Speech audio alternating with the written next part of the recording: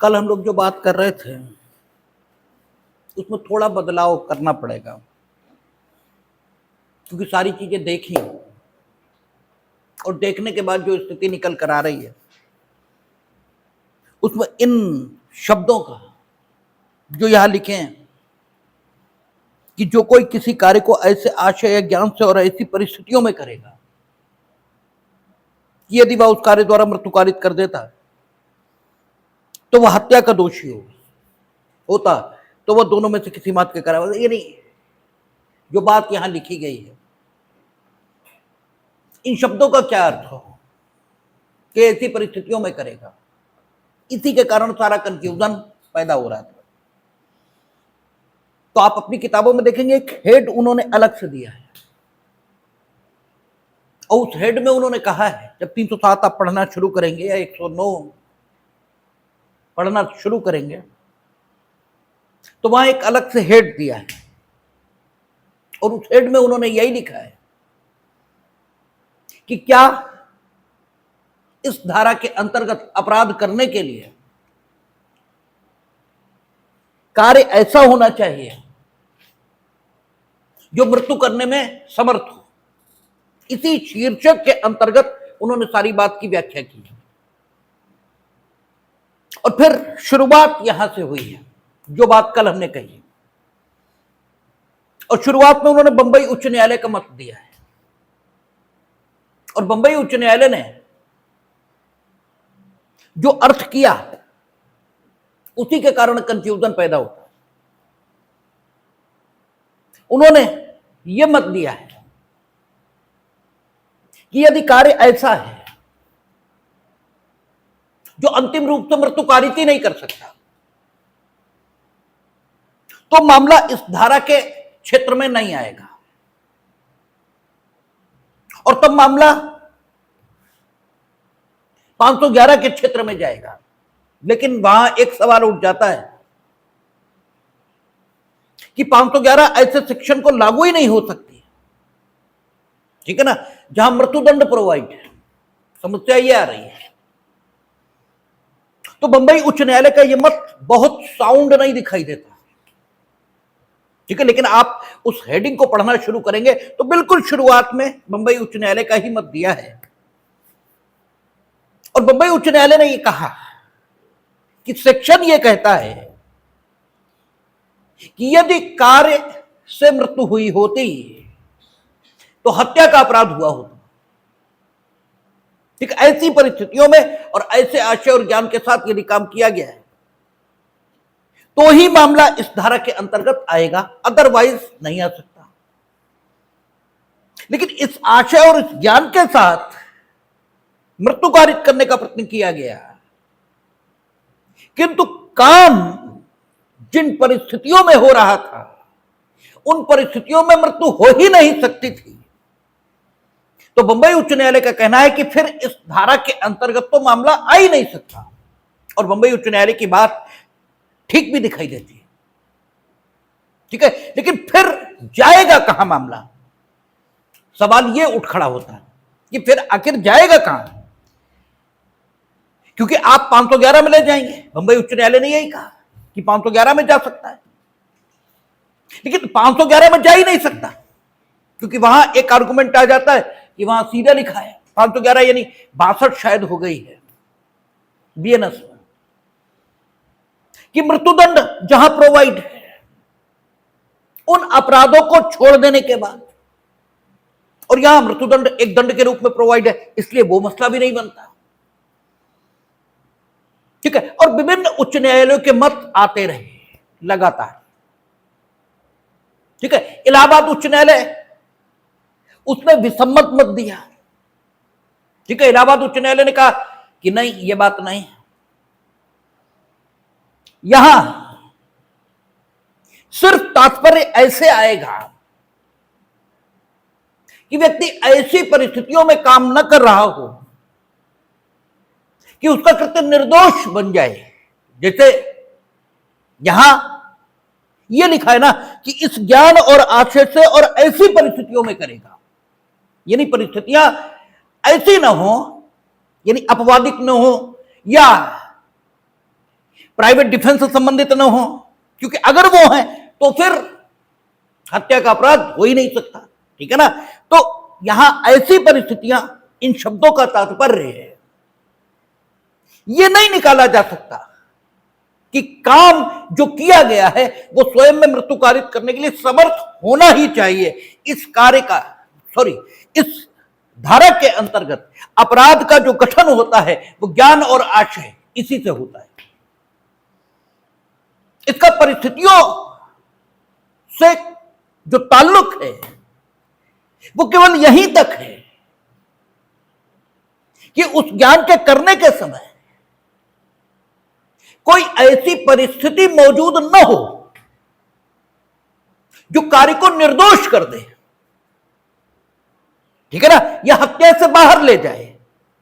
ऐसी परिस्थितियां, इन शब्दों का जो अर्थ है वो सिर्फ इस सेक्शन में इतना ही है, इसके अलावा कुछ नहीं। ठीक है ना, सिर्फ इतना ही अर्थ है। काम अगर इस ज्ञान और आशय से किया गया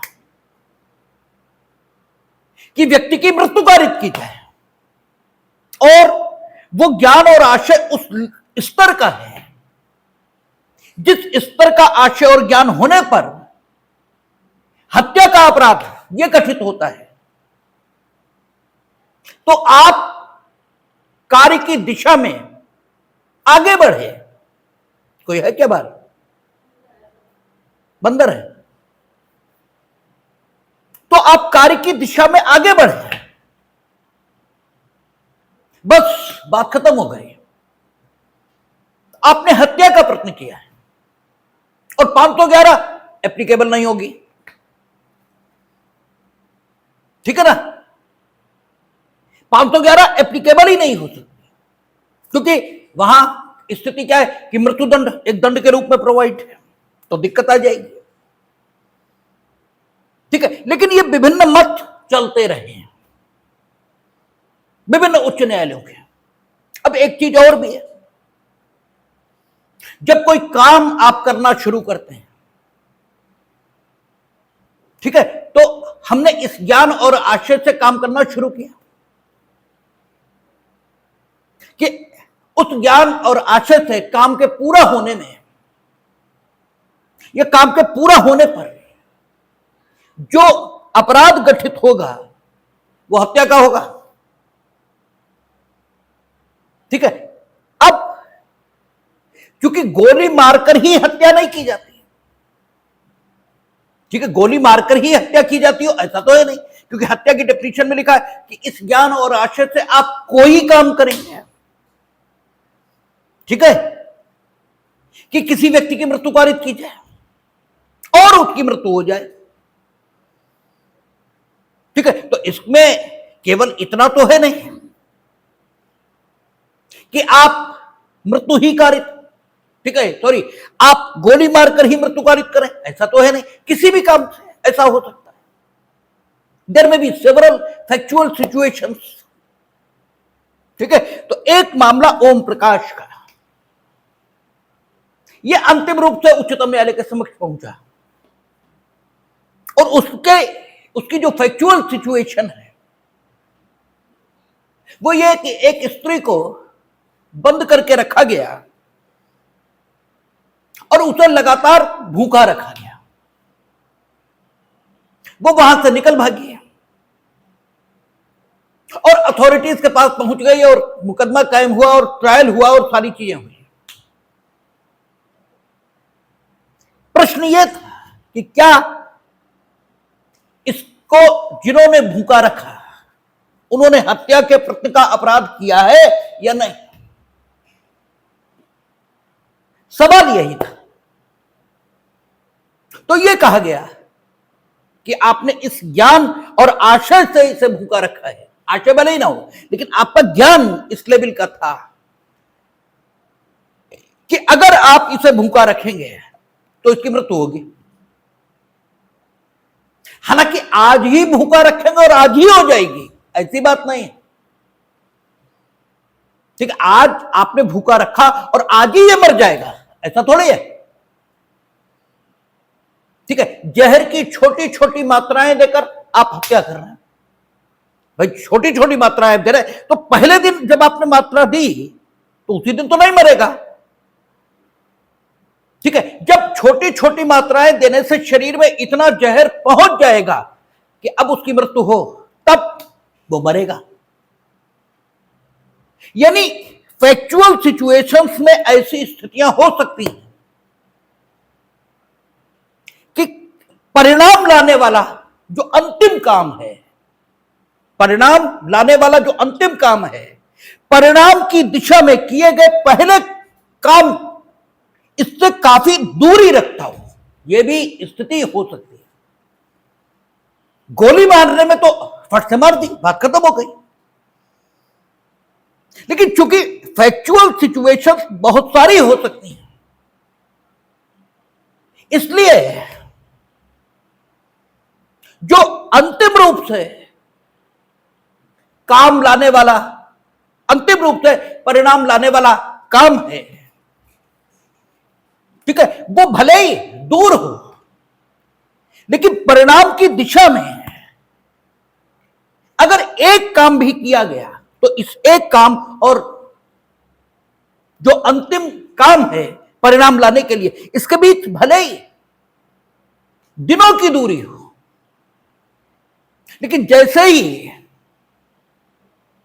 आपने इस आशय और इस ज्ञान से कि मृत्यु कारित की जाए, किसी व्यक्ति की मृत्यु कारित करने के लिए कोई काम किया, उस दिशा में आपने कदम बढ़ा दिया, भले ही वो अंतिम काम जिससे मृत्युकारक परिणाम आएगा वो अभी दूर है, ठीक है, वो अभी नजदीक नहीं आया, लेकिन आपने कदम बढ़ा दिया, बस यहीं पर हत्या के प्रयत्न का अपराध गठित हो जाएगा और 511 की कोई जरूरत नहीं है, भले ही आपका काम ऐसा हो कि अंतिम रूप से वो मृत्यु को गठित ही नहीं कर सकता, ठीक है, लेकिन चूंकि मृत्यु की दिशा में आपने कदम उस आशय और उस ज्ञान के साथ बढ़ा दिया, इसलिए आप हत्या के प्रयत्न के दोषी ही माने जाएंगे, क्योंकि आपने आशय और ज्ञान इससे कदम बढ़ा दिया और इस धारा की जो जान है वो आशय और ज्ञान है, ठीक है। ये जो ऐसी परिस्थितियां शब्द प्रयुक्त हुआ है, ये केवल इसलिए प्रयुक्त हुआ कि ऐसी कोई दशा काम करने के समय नहीं होनी चाहिए कि वो मामले को अपराध की सीमा से या हत्या के अपराध की सीमा से बाहर कर दे, ऐसी स्थिति नहीं होनी चाहिए। अगर ऐसी स्थिति नहीं है तो काम की दिशा में आपने कदम बढ़ाया, भले ही संपूर्ण रूप से काम जहां तक किया जाए, ठीक है, यह संपूर्ण रूप से काम जहां तक करने पर ही अंतिम परिणाम आएगा, वहां तक काम आप कर ही नहीं पाए, कारण कोई रहे हो, बंदूक खाली रही हो, ठीक है, संख्या की जगह चीनी हो, कारण कोई हो, ठीक है, किसी शक्ति का हस्तक्षेप हुआ और अंतिम रूप से वो काम जो परिणाम को पैदा करता वो नहीं हो पाया। लेकिन because you have taken a step in the direction of the offense of a murder with that particular intention and knowledge which is required for the commission of that offense, that is why your act will come under the definition of attempt to murder। ये बात Om Prakash वर्तद state में निकल कर आई है, ठीक है, और जब ये बात आ गई तो विवाद का अंतिम रूप से समाधान हो गया। अब सीधी बात है, आपने मार डालने के आशय से संख्या उठाई, आपने मार डालने के आशय से उठाई ना, जब तक उठाई तैयारी है, जब तक आपके पास है तैयारी है, लेकिन आपने खाने के लिए दे दी संबंधित व्यक्ति को, अब वो खाए न खाए, ठीक है, आप जो कुछ कर सकते थे वो आपने कर दिया, आपने संख्या समझ कर दी है, हो सकता है वो चीनी है, ठीक है, हो सकता है संख्या ही दी हो वो खाए ना, ठीक है, हो सकता है संख्या हो वो खाने भी जा रहा हो, तब तक ऊपर से छिपकली ये उस खाद्य पदार्थ में गिर जाए और वो फेंक दे। जैसे वो दे दनादन पिक्चर देखते हैं, उसमें उन्हें चाय दी, उन्हें पिए, बोले इतनी बेकार चाय, उन्हीं के ऊपर, ठीक है, और वो बेहोश करने की दवाई है, तो खुद ही बेहोश होकर वहीं लेट गए, ठीक है। तो कुछ भी हो, लेकिन आपने स्टेप ले लिया और उस आशय और ज्ञान से ले लिया, और अगर हत्या को छोड़कर अन्य ऑफेंसेस, ठीक है, असंभव कार्य के माध्यम से किए जा रहे हैं, तो वो दृष्टांत आई है 62 में, संदूक में हाथ डालने वाला, ठीक है ना। तो चाहे उस दृष्टांत के माध्यम से सोचें और चाहे ओम प्रकाश वर्सेस स्टेट के माध्यम से सोचें, व्यवहारिक परिणाम यही है कि आप अगर असंभव कार्य के माध्यम से भी हत्या का प्रयत्न करेंगे, अर्थात असंभव काम भी उस आशय और उस ज्ञान से करेंगे कि अगर काम की असंभवता आपके ज्ञान के बिना विद्यमान न होती, या यूं कहें कि काम की जो असंभवता है वो आपके ज्ञान के मुताबिक संभवता होती, तो हत्या का अपराध घटित होता, ठीक है। तो आपने हत्या का ही प्रयत्न किया है, ठीक है, लेकिन व्यवहारिक रिजल्ट ये है। लेकिन एकेडमिक जो डिस्कशन है, उस एकेडमिक डिस्कशन में, इसीलिए ये वकील या जजों के काम की बात नहीं, अरे भाई 511 से चाहे दंडित कर दो और चाहे इससे दंडित कर दो, ठीक है। हत्या के प्रयत्न में फांसी मिलते आज तक हमने देखी नहीं, ठीक है, फांसी मिलते तो हमने देखी नहीं आज तक, कम से कम 25 साल, हाँ, आजीवन कारावास मिलते हमने देखा है, ठीक है, हम ही ने कराया है, लेकिन हत्या के प्रयत्न में फांसी अब तक हमने नहीं देखी। और गूगल पर सर्च करके देखिए तो शायद कोई मुकदमा मिल जाए जिसमें हत्या के प्रयत्न में फांसी मिली हो। भगत सिंह को भी मिली तो 121 भारत सरकार के विरुद्ध युद्ध करने, उसमें मिली है, ठीक है, हत्या के प्रयत्न में नहीं मिली। तो प्रैक्टिकल रिजल्ट लगभग वही रहेगा, ठीक है, कि संख्या समझकर अगर चीनी दी जाएगी तो 511 के मुताबिक भी, ठीक है, उसके साथ संलग्न दृष्टांत के मुताबिक भी वो हत्या का प्रयत्न मान लिया जाएगा। लेकिन एकेडमिक डिस्कशन के हिसाब से वो बात गलत होगी, क्योंकि 511 या 62 बीएनएस लागू ही नहीं हो सकती, क्योंकि वहां सीधे मना किया है कि ये लागू ही नहीं हो सकता उन दशाओं में जबकि मृत्युदंड प्रोवाइड है, ठीक है ना। तो फिर बात ओम प्रकाश की ज्यादा ठीक लगती है, जब बात इलाहाबाद उच्च न्यायालय की ज्यादा ठीक लगती है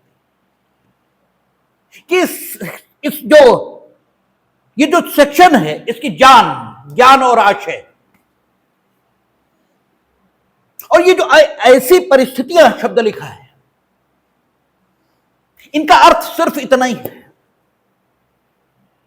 कि ऐसी कोई सिचुएशन वहां नहीं होनी चाहिए जो मामले को या तो निर्दोष बना दे या मामले को हत्या की परिधि से बाहर कर दे। ऐसी कोई स्थिति नहीं होनी चाहिए। इसके लिए उन्होंने लिखा कि ऐसी परिस्थितियों में, अर्थात उन्हीं परिस्थितियों में करें जिनमें वो हत्या होती है, अपराध होता है, उन्हीं परिस्थितियों में करें, निर्दोष परिस्थितियों में ना करें।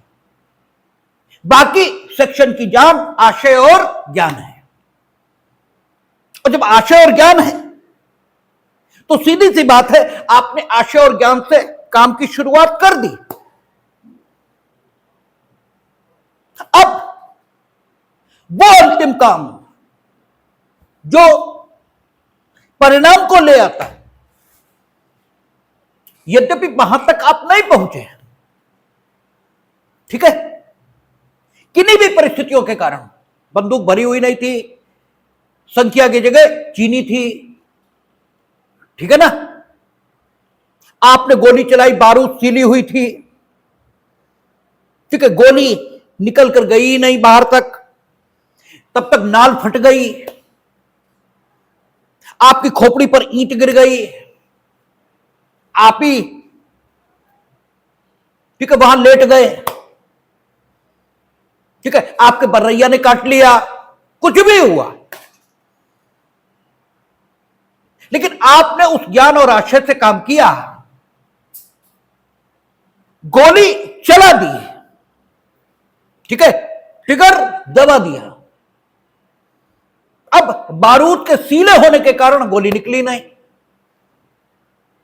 या नाल फट गई और चोट आपके ही लगी,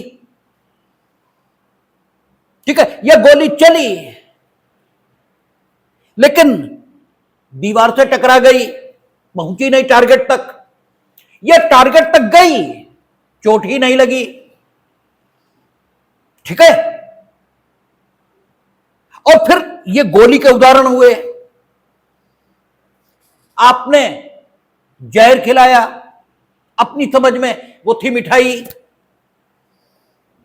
आपने बंदूक भरी हुई समझी थी खाली, ठीक है, लेकिन आशय और ज्ञान से बंदूक उठाना और चलाना सब किया है आपने, ठीक है, उठाई भी चलाई भी,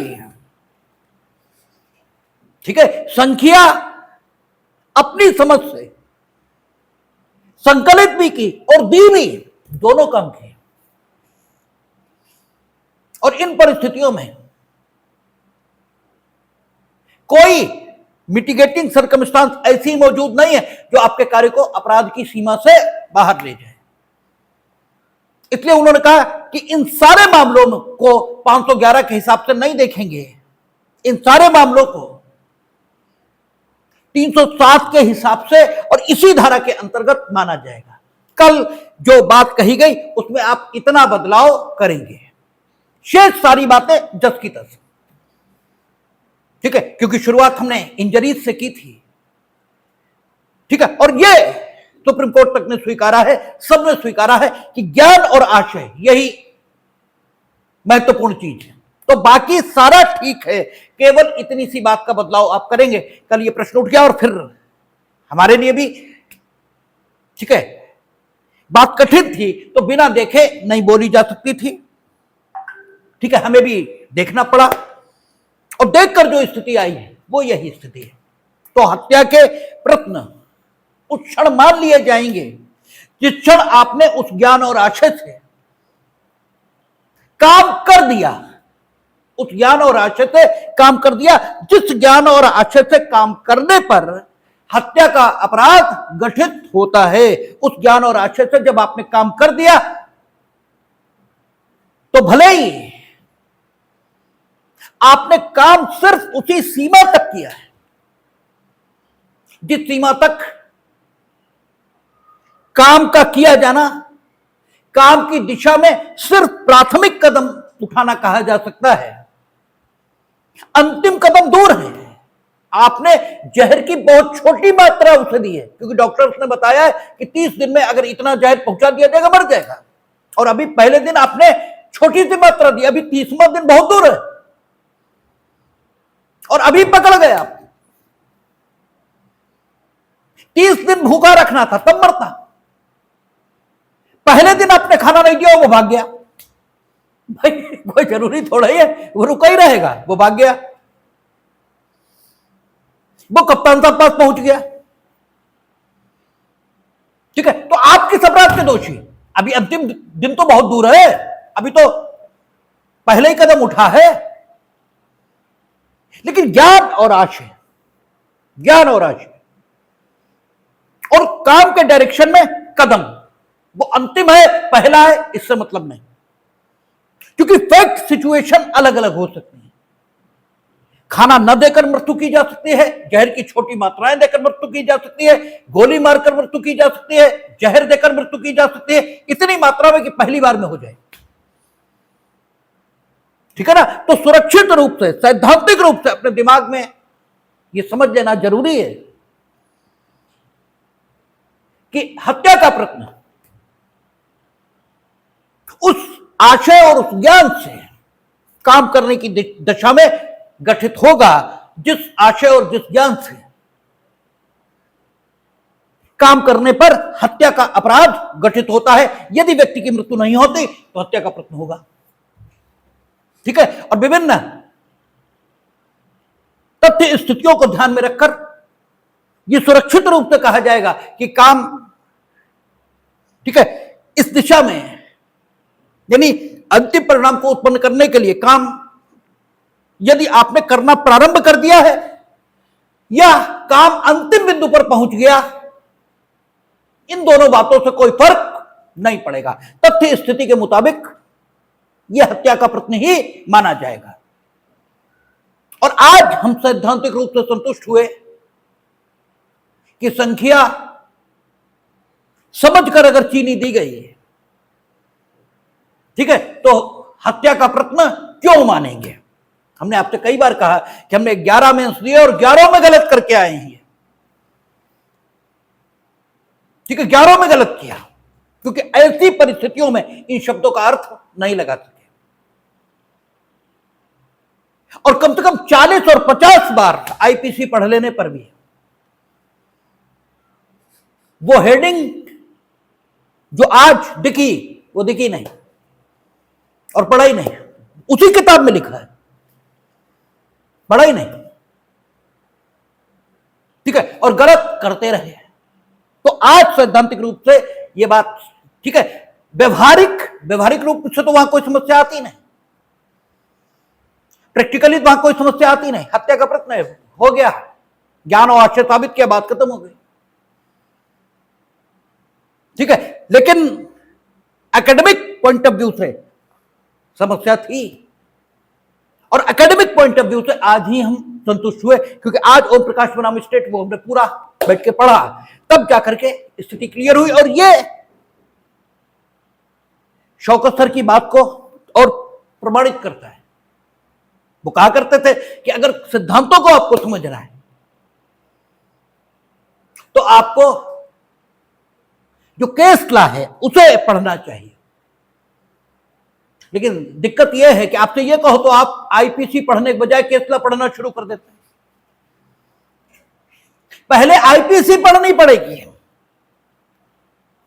फिर कहीं समस्या आ रही है तब केस लॉ पढ़ना पड़ेगा। ठीक है, क्योंकि वहां लॉ की अल्टीमेट इंटेलिजेंसिया वो आर्गू करती है। ठीक है, तब वो चीजें मिलती हैं देखने को और समझ में आती हैं।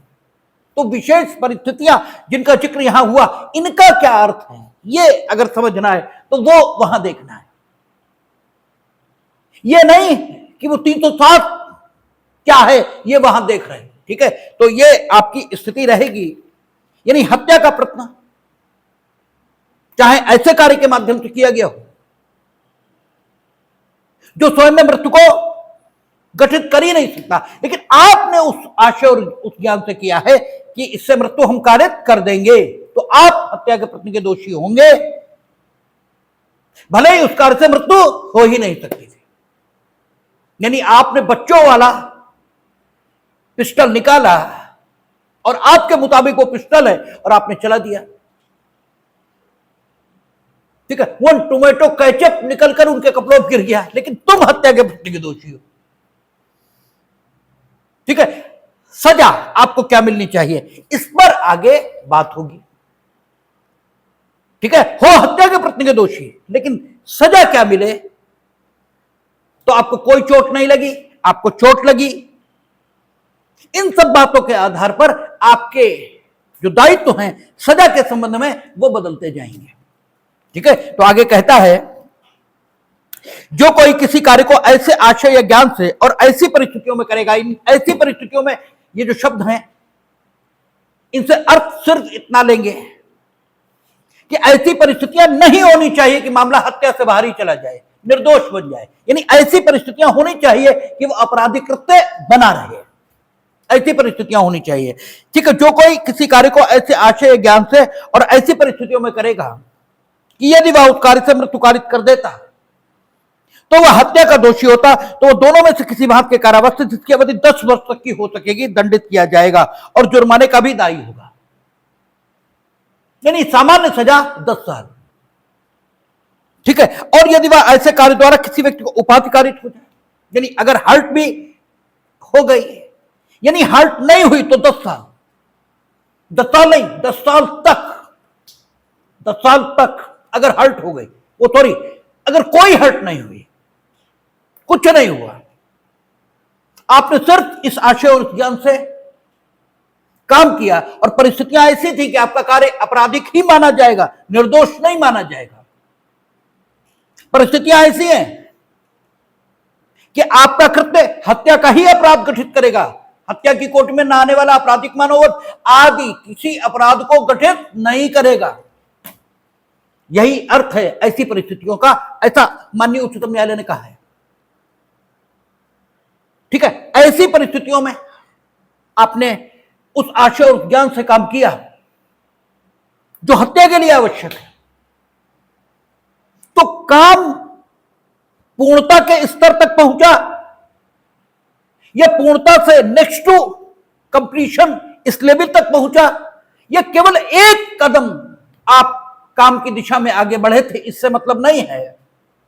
आप हत्या के प्रति के दोषी हैं और आपको जो सजा मिलेगी वो 10 साल तक का कारावास, और यदि कहीं आपके कार्य से चोट भी लग गई, उपाधि कारित हो गई, ग्रीवियस हर्ट नहीं कहा उसने कहा उपाधि कारित हो गई, घोर उपाधि नहीं कहा, तो वह अपराधी या तो आजीवन कारावास या ऐसे दंड से दंडनीय होगा जैसा एतस्मिन पूर्व वर्णित है। एतस्मिन पूर्व कितना? 10 साल तक। अगर हर्ट ये हो गई तो फिर आजीवन कारावास, या एतस्मिन पूर्व यानी 10 साल तक। तो हर्ट का नेचर, इसे देखकर न्यायालय को विवेकाधिकार दिया कि वो आजीवन कारावास तक दे सकता है। हमने कल कहा कि चूंकि ग्रीवियस हर्ट भी हर्ट का ही स्वरूप है, वो हम लोग आगे देखेंगे। कहेगा कि उपाधि की निम्न किस्में घोर कहलाती, यानी विशेष किस्म की जो उपाधि है, यानी विशेष किस्म की जो हर्ट है, वो ग्रीवियस हर्ट ये कहलाएगी, बट अल्टीमेटली वो हर्ट ही होगी। तो जो हर्ट कारित हुई है वो किस तरह है? अगर हर्ट ऐसी है जिसने व्यक्ति को जीते जी मार दिया, कल जैसी हम चर्चा कर रहे थे, उसकी रीढ़ की हड्डी में चोट पहुंच गई, वो पैरालाइज हो गया, तो फिर आजीवन कारावास ये भी हो सकता है। और हर्ट तो हुई, हर्ट तो हुई, क्योंकि हर्ट का मतलब है, ठीक है, आपका शारीरिक पीड़ा, रोग, अंग शैथिल्य। अभी जब पहुंचेंगे हम लोग हर्ट की डेफिनेशन पर तो देखेंगे। तो थोड़ा सा छीलते हुए, ठीक है, फायर निकल गया। हालांकि चूंकि फायर अक्सर करके इसी ढंग से हत्या के प्रश्न होते हैं, इसलिए वो उदाहरण आते हैं, अन्यथा किसी भी ढंग से हो सकता है। आपने जानबूझकर टक्कर मारी है किसी के, ठीक है, उसका तो कम लगी, तब तक तुम्हारी आंख में बरैयन काट के तुम दीवार में घुस गए, तुम्हारा मुंह टूट गया, ठीक है, लेकिन तुम तब भी हत्या के प्रति के दोषी हो, क्योंकि जानबूझकर टक्कर मार रहे हो। लापरवाही और उपेक्षा से लगी बात अलग है। वहां सीधे कहा था कि जब उपेक्षापूर्ण काम हो, ठीक है, या उतावलापन हो काम में, और मृत्यु कारित की जाए और मृत्यु आपराधिक मानववध न हो, ऐसी बात की थी। तो अगर वो प्रश्न होगा तो वो 511 की तरफ जाएगा, क्योंकि उसके उसके प्रश्न के लिए कोई अलग से अपराध, ठीक है, सेक्शन बना ही नहीं।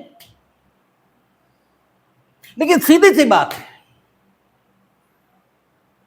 आपको हर्ट बहुत कम पहुंची तो आजीवन कारावास उचित नहीं है। तो 10 साल तक का ही, यानी एतस में पूर्व जो वर्णित है उतना सजा मिल सकती है। यानी इंजरी से सजा पर फर्क आएगा, ना कि आपकी कल्पेबिलिटी अर्थात दोषिता, इस पर फर्क आएगा। वो तो आपके आशय और ज्ञान से निर्धारित होगी। ठीक है, आगे कहता है, जब उपधारा 1 में वर्णित अपराध करने वाला कोई व्यक्ति आजीवन कारावास के दंडादेश के अधीन हो और तब यदि उपहति कारित हुई हो तो वह मृत्यु या आजीवन कारावास से, जिससे उस व्यक्ति के शेष प्राकृत जीवन का काल के लिए कारावास अभिप्रेत है, दंडित किया जा सके। ऊपर आजीवन कारावास, ठीक है, और सबसेक्शन 2 में आ गया, तो यहां भी विकल्प में आजीवन कारावास दिया। लेकिन इस आजीवन कारावास की गंभीरता बढ़ गई। जो पूर्व में आजीवन कारावास है उसके साथ ये शब्द नहीं जुड़े हैं कि शेष प्राकृत जीवन के लिए कारावास यह अभिप्रेत होगा। इसका मतलब यह हुआ कि पूर्व वाले आजीवन कारावास के संबंध में समुचित सरकार की वे शक्तियां जो पुरानी सीआरपीसी में सेक्शन 433, ठीक है, उसमें दी गई थी, ये एप्लीकेबल होंगी। लेकिन जो सबसेक्शन 2 में आजीवन कारावास वर्णित है, इसके संबंध में शक्तियां आपका एप्लीकेबल नहीं होंगी। लेकिन राष्ट्रपति और राज्यपाल, उनकी जो संवैधानिक शक्तियां हैं अपराधों को क्षमा करने के संबंध में, वे अप्रभावित रहेंगी, क्योंकि कोई कानून कॉन्स्टिट्यूशनल लॉ को प्रभावित या कॉन्स्टिट्यूशन को प्रभावित नहीं कर सकता। ठीक है, तो आप आजीवन कारावास के अधीन थे, आजीवन कारावास के दंडादेश के अधीन थे। किस सेक्शन के अंतर्गत आजीवन कारावास के दंडादेश के अधीन थे, इससे मतलब नहीं है। आप किसी भी सेक्शन के अंतर्गत आजीवन कारावास के दंडादेश के अधीन थे और आपने हत्या का प्रयत्न किया,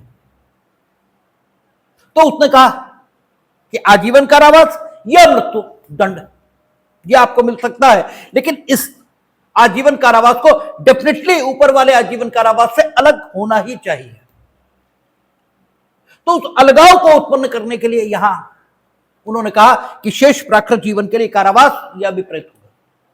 ठीक है, आगे दृष्टांत में कहता है, या का वध करने के आशय से का उस पर ऐसी परिस्थितियों में गोली चलाता है कि यदि मृत्यु हो जाती है तो का हत्या का दोषी होगा। का इस धारा में दंड नहीं, अपराध करता है, कोई खास बात ही नहीं। कहता का कोमल वयस के बालक की मृत्यु करने के आशय से उसे एक निर्जन स्थान में आरक्षित छोड़ देता है। का ने इस धारा में परिभाषित अपराध किया है, यद्यपि परिणाम स्वरूप उस बालक की मृत्यु नहीं होती। और वहां,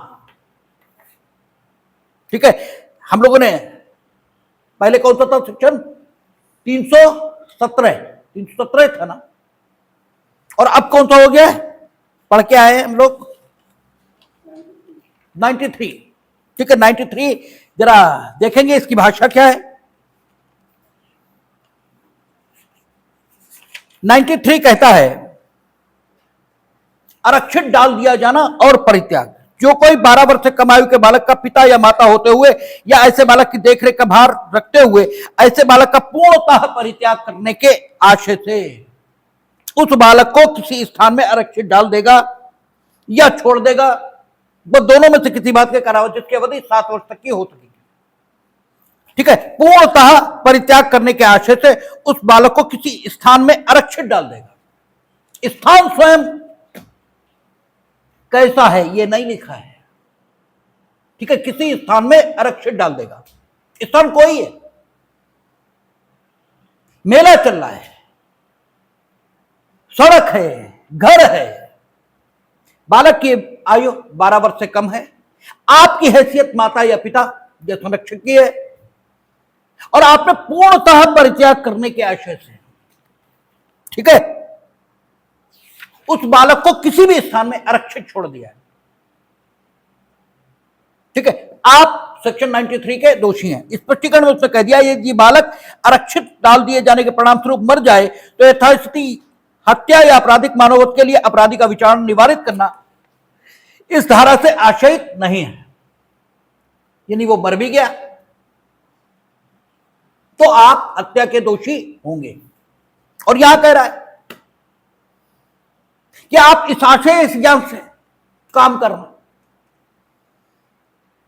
कि अगर काम पूरा हो जाए तो क्या होगा, हत्या का अपराध घटित होगा, तो काम अधूरा रह जाए तो हत्या का प्रयत्न भी माना जाएगा। यानी आपने पूर्णता परित्याग करने के आशय से किसी 12 वर्ष से कम आयु के बच्चे को छोड़ा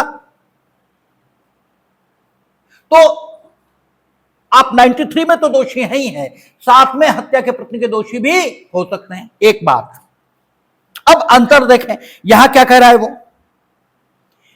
का कोमल वयस के बालक की मृत्यु करने के आशय से, जहां मृत्यु करने का आशय है वहां पूर्णता परित्याग करने का आशय है,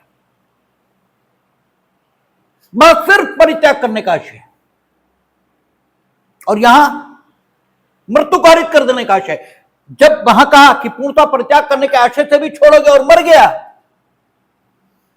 तो चूंकि आप में ज्ञान है कि बालक छोटा है, उसके आपके इस काम के परिणाम स्वरूप वो मर सकता है,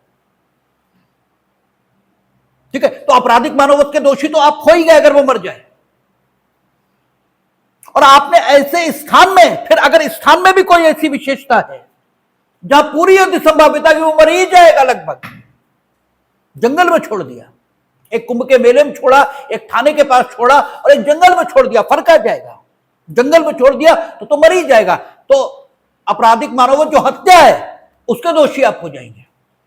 ये तो बात बनी 93 के साथ, ठीक है। और यहां पर स्थिति क्या है, का कोमल वयस, उम्र कोई नहीं बताई उसने, रिश्ता कोई नहीं बताया बच्चे से। यहां उसने कहा कि का कोमल वयस के बाद का रिश्ता क्या है बच्चे से, कुछ नहीं, वहां रिश्ता है, आयु है, स्थान के संबंध में कोई उल्लेख नहीं, ठीक है ना। और यहां कहता है का कोमल वयस के बालक की मृत्यु कारित करने के आशय तो एक निर्जन स्थान, यहां स्थान की विशेषता बता दी, ठीक है, निर्जन स्थान में आरक्षित छोड़ देता है, स्थान निर्जन है, आरक्षित छोड़ दिया, बालक की आयु कोमल वयस है, आशय आपका मृत्यु कारित करना है, डिफरेंस आ गया, ठीक है, बहुत डिफरेंस आ गया। वहां मृत्यु हो गई, ठीक है, तो 302 यानी 103 या 105 बनेगा। मृत्यु नहीं हुई तो सिर्फ 93, तब हत्या का प्रयत्न नहीं होगा, ठीक है, तब हत्या का कैसे हो जाएगा, ठीक है, नहीं होगा। हां, आपने 93 में वर्णित स्थितियां जो हैं वही हैं, और आपने बालक को निर्जन स्थान में छोड़ा, ठीक है ना, क्योंकि 12 साल तक का बच्चा माना तो कोमल वयस ही जाएगा, ठीक है, और आपका रिश्ता उससे है, यहां किसी रिश्ते की जरूरत ही नहीं है, ठीक है, तो इससे आप तब भी शासित होने लगेंगे। बस स्थान आपने निर्जन चुन लिया, ठीक है, स्थान निर्जन चुन लिया और वहां आशय परित्याग का था और यहां मृत्यु कारित करने का,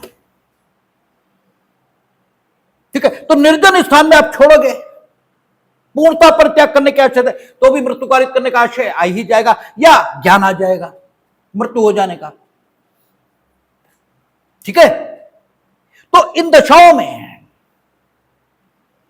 अगर आपने निर्जन स्थान में छोड़ा तो आप 93 के साथ 109 के भी दोषी हो सकते हैं, और अगर निर्जन स्थान में नहीं छोड़ा, स्थान है वो, ठीक है, और आपका विशेष रिश्ता है बच्चे के साथ और उसकी आयु 12 तक है, ठीक है, तब आप 93 के दोषी होंगे। मरेगा, आपने थाने के पास छोड़ा, वो भागा एकदम, ट्रेन के उसके बस के नीचे आ गया, ठीक है, तो भी आपको पता होना चाहिए ना, कोमल वयस्क का बच्चा भाग सकता है, तो भी आप आपराधिक मानववध जो हत्या नहीं है, कम से कम उसके दोषी तो हो ही गए, क्योंकि आपने इस ढंग का ज्ञान तो आ ही गया, ठीक है। यानी जो न्यूनतम कोटि का मानववध है, यानी आपराधिक मानववध में जो तीसरा खंड है, वो तो अट्रैक्ट कर ही गया,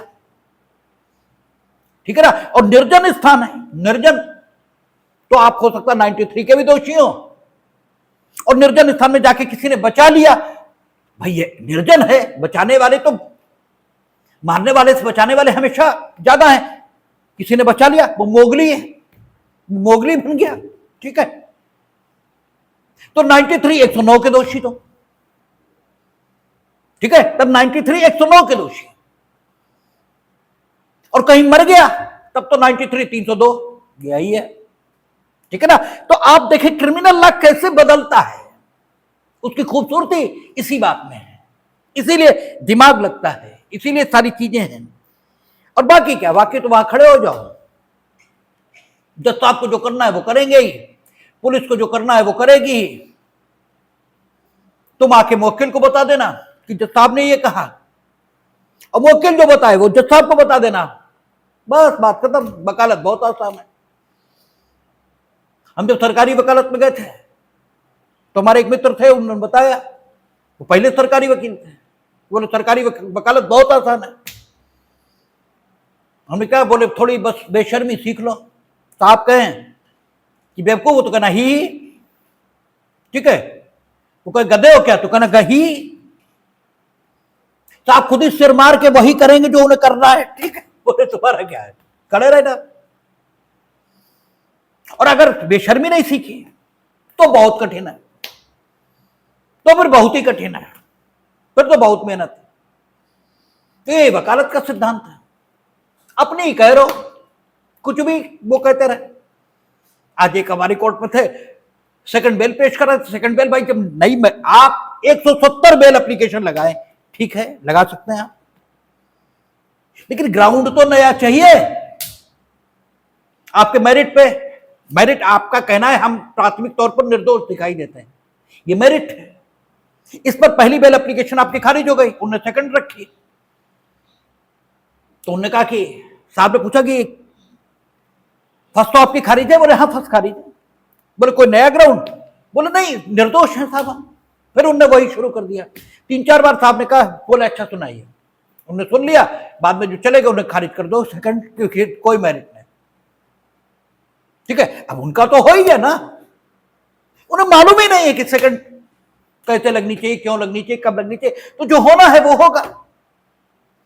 लेकिन क्रिमिनल लॉ ये है बड़ा शानदार, इसे आप देखेंगे तो बहुत बारीकियां इसमें रहती हैं। आगे कहेगा, या की हत्या करने का आशय रखते हुए का एक बंदूक खरीदता है, अभी तक तैयारी है, उसको भरता है, तैयारी है, का ने अभी तक अपराध नहीं किया है, क्योंकि तैयारी, हत्या की तैयारी ये अपराध है ही नहीं, डकैती की तैयारी अपराध है, ठीक है। या पर का बंदूक चलाता है, अब चला दी, बात खत्म हो गई, चला दी, चली नहीं चली ये नहीं लिखा है,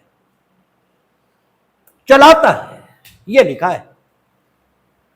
और यही ओम प्रकाश में कहा कि अंतिम काम जो परिणाम को उत्पन्न करने के लिए जरूरी है हुआ, या काम की दिशा में पहला ही कदम उठा, इससे मतलब नहीं है। आपने इस आशय और इस ज्ञान से काम किया, बात खत्म, ठीक है। कहता गोली चलाता है, उसने इस धारा में परिभाषित अपराध किया है, और यदि वह इस प्रकार गोली मारकर या को घायल कर देता है तो वह उपधारा 1 के पश्चातवर्ती भाग द्वारा उपबंधित दंड से दंडनीय है। फिर तो क्योंकि उपाधिकारित हो गई, और अगर उपाधिकारित हुई तो सीधी बात कि आप या तो आजीवन कारावास या पूर्वोक्त रूप से दंड, ठीक है, दंडनीय, पूर्वोक्त रूप से जो दंड प्रावधानित है, यानी 10 साल तक का कारावास, ठीक है, उससे दंडनीय। आगे कहता है, विष द्वारा या की हत्या करने का आशय रखते हुए का विष खरीदता है, कोई अपराध नहीं। और उसे भोजन में मिला देता है, कोई अपराध नहीं। जो काके अपने पास रहता, भोजन अभी तक उसके पास ही है। का ने इस धारा में परिभाषित अपराध अभी तक नहीं किया है, क्योंकि भोजन उसके ही पास है अभी। ठीक है, का उस भोजन को या की मेज पर रखता है, बस बात खत्म हो गई। मेज पर रखने के बाद हो सकता है मेज में धक्का लग जाए, भोजन भी गिर जाए और मेज भी गिर जाए। ठीक है, हो सकता है भोजन में छिपकली गिर जाए या खाए ही ना उसे। हो सकता है या खाने के लिए कुर्सी बैठे, कुर्सी की टांग टूट जाए, वो गिरे, उनकी रीढ़ की हड्डी टूट जाए, वो कम से कम महीना भर खाना ही ना खा सकें। ठीक है, ये हो सकता है, उन्हें कुछ भी हो सकता है। ठीक है, या उनसे पहले उनका कुत्ता उसमें मुंह डाल दे और काम 35 हो जाए, कुछ भी हो जाए, नहीं खा रहे, लेकिन तुम 307 के दोषी हो गए, तुमने रखा। अब भले ही अंतिम काम नहीं हुआ, इससे कोई मतलब नहीं। कहता का उस भोजन को या की मेज पर रखता है या उसकी मेज पर रखने के लिए उसके सेवकों को परिदत्त कर देता है। सेवक को तो तुम दोगे, जाओ उन्हें दे दो, तो देंगे ही जाके। अब यह भी हो सकता है कि सेवक को दिया, सेवक की खोपड़ी पे तुरंत अद्धा गिर गया, वो मुंह लेट गए। ठीक है, यह भी तो हो सकता है, सेवक उस तक पहुंचे ही नहीं, लेकिन सेवक को आपने दे दिया, आपने अपना काम खत्म कर दिया। ठीक है, सेवक लेकर चला, ठोकर लगी, भोजन भी गिरा, सेवक के दांत टूट गए, कुछ भी हुआ, सेवक वो भोजन लेकर कभी नहीं पहुंचा उसके भोजन के साथ, लेकिन तुमने अपना काम कर दिया था, बात खत्म हो गई। तो तुरंत ही का ने इस धारा में परिभाषित अपराध किया है। और अगर देखिए दृष्टांतों के माध्यम से समझे तो बात एकदम जो ओम प्रकाश में कही गई वो एकदम क्लियर है, उसमें कहीं कोई दिक्कत नहीं है। तो यह हत्या का प्रश्न है, उस आशय और उस ज्ञान उसके साथ काम करना है जो हत्या को गठित करने के लिए जरूरी है। ठीक है, तो शेष भाग जो कल कहा गया उसमें कोई असंगति नहीं है, वो कुछ गलत नहीं है। बस 511 के संबंध में जो कहा गया वो अमेंड करेगी और ये मानेंगे कि हत्या का प्रत्येक प्रश्न भले ही वो ऐसे कार्य के माध्यम से किया गया हो जिसके माध्यम से मृत्यु हो ही नहीं सकती, तो भी अगर वो काम भी उस आशय और उस ज्ञान से किया गया जो हत्या के लिए आवश्यक आशय और ज्ञान है, तो किया गया कार्य पूर्णता से पूर्व के प्रक्रम तक, पूर्णता से पूर्व की स्टेज तक पहुंचा नहीं पहुंचा। भले ही काम पूर्णता की दिशा में पहले कदम के रूप में ही हो, तो भी आपने हत्या का प्रयत्न किया है। और यह बात दृष्टांत गा और घा से जो 109 के साथ संलग्न है एकदम क्लियर है।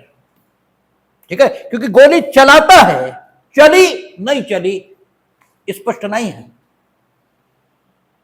और जो स्पष्ट नहीं है उसे आप अपनी बुद्धि से स्पष्ट नहीं करेंगे, क्योंकि दांडिक विधि के निर्वचन का यह पहला सिद्धांत है, जो लिखा है उसका जो सामान्य अर्थ लिया जाता है आप वही लेंगे।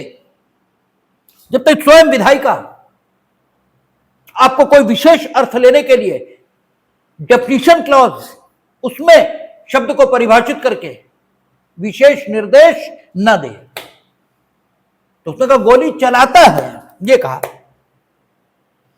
गोली चली नहीं कहा, गोली चलाता है। हो सकता है हमारी तरह का लाइसेंस ही हो, हमारी जितने लाइसेंस है मेरे पास वो इसे रखे रहते, हो सकता है चले ही ना, खोलते रहे वो खुले ही ना। ठीक है, ये भी हो सकता है,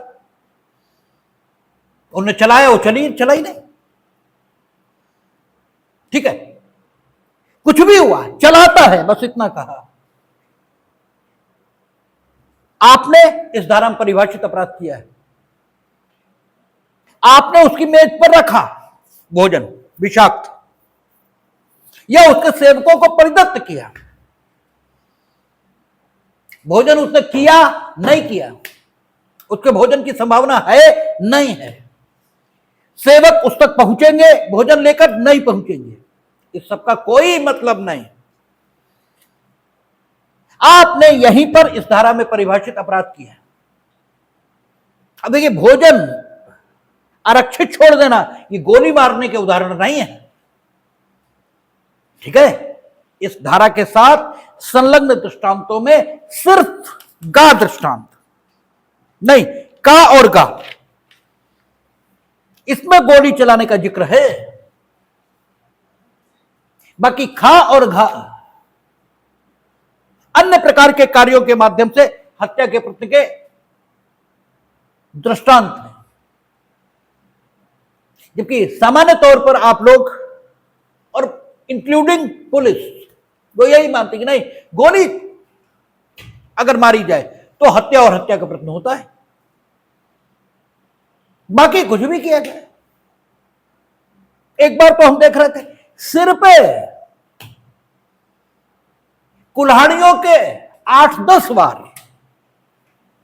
और वो 308 लगाए बैठे, ठीक है, आपराधिक मानववध का प्रश्न। तो उस हमने ये पूछा, भैया ये बताओ कि तुम्हें ये नहीं लगता कि सिर पे किसी के कुल्हाड़ी से 8-10 वार किए जाएं तो इसमें पूरी अधिक संभाव्यता है कि उसकी मृत्यु हो जाएगी? ये तुम्हें नहीं लगता? या मृत्युकारक क्षति उसे होगी, ये नहीं लगता तुम्हें? थोड़ी देर में हमें लगे कि नहीं, हम ही पागल हैं, क्योंकि अंधे के आगे रो अपने नैना खो। वो माने ही नहीं मेरी बात, बोले नहीं कोर्ट साहब वो तो कुल्हाड़ी से मारा ना, गोली थोड़ी मारी है। पर उन्होंने कहा ठीक है, खड़े हो, साहब के सामने रखा, साहब ने उन्हें बहुत लंबे कहा कि तुम्हारे खिलाफ अभी लिखेंगे, तुम्हें पुलिस ट्रेनिंग कॉलेज भेजा जाए, तुम्हें तमीज नहीं है। फिर वो बिल्कुल फिट एकदम हो गए और उन्हें समझ में आ गया सारी बात। तो इंक्लूडिंग पुलिस, उन सबको यही लगता है कि गोली मारी जाए तो हत्या, हत्या का प्रश्न, बाकी कुछ किया जाए तो हत्या का प्रश्न कहां होता है, ठीक है। लेकिन हत्या और हत्या का प्रश्न ये किसी भी काम से किया जा सकता है जो उस आशय और उस ज्ञान से किया जा रहा है, जो हत्या के लिए जरूरी आशय और ज्ञान है। बात को यहीं तक रखेंगे, शेष बात कल करेंगे, देखेंगे।